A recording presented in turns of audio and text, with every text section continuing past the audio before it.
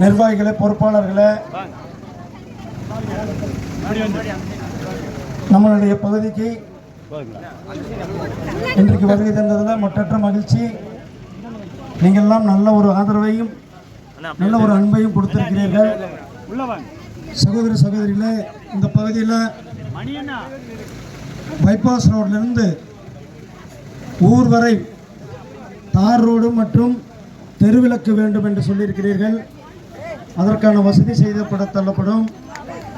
SCM கம்பெனியிலிருந்து மயானம் வழியாக ஊர் வரை பேருந்து வசதி, சாக்கடைக்கு தடுப்பு சுவர் கட்டுதல், இதெல்லாம் நம்மளுடைய ஊராட்சியில் குறிப்பாக இந்த பகுதியில் சொல்லியிருக்கீங்க. அதே போல் இந்த ரோடு முழுமையாக போட்டு தரப்பட வேண்டும் என்று சொல்லியிருக்கிறீர்கள்.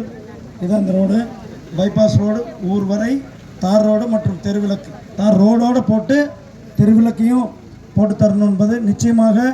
நாங்கள் வந்தோடனே என்னுடைய முதல் எம்எல்ஏ ஃபண்டிலேயே நீங்கள் சொன்ன வேலையெல்லாம் முதல் வருஷத்து ஃபண்டிலேயே நான் பண்ணி கொடுத்துட்றேன். ப்ரியாரிட்டியில் பண்ணி கொடுக்குறோம். அதே போல் உங்களுக்கு தெரியும், அத்திக்கடவு அவிநாசி திட்டம் வந்த பிறகு தான் இந்த பகுதி இப்படி எவ்வளோ செழிப்பாக இருக்கிறது என்பது.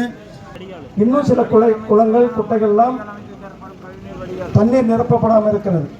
அந்த குளங்களையும் குட்டைகளையும் சேர்த்து அவிநாசி அத்திக்கடவு திட்டத்தினுடைய 2ஆம் பகுதியை நிச்சயமாக கொண்டு வரப்படும் என்ற அந்த வாக்குறுதியோடு இணைப்பு அது தேவை. அது வரும்பொழுது பவானி ஆற்றில் நல்லடைகளை பராமரிப்பதற்கான தண்ணீர் தேவைகளை பூர்த்தி செய்ய முடியும் என்ற அந்த